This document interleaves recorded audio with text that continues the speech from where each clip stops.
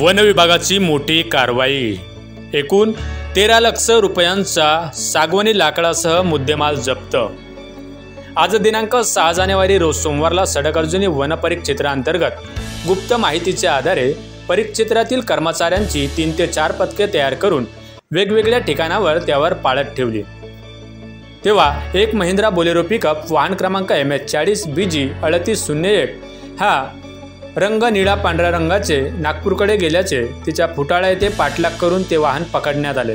त्यानंतर सदर वाहनाची तपासणी केली असता त्यामध्ये सागवन प्रजातीचे मौल्यवान लाकूड आढळून आले। त्या लाकडांची एकूण किंमत वाहनासह अंदाजे 13 लाख रुपये करण्यात आले। करिता सदर सागवन माल व महिंद्रा बोलेरो पिकअप वाहन क्रमांक MS40BG 3801 हे जप्त करण्यात आले। आरोपी यांच्यावर भारतीय वन अधिनियम 1927च्या कलमान्वये वन गुन्हा जारी करण्यात आला असून पुढील चौकशी सुरू आहे।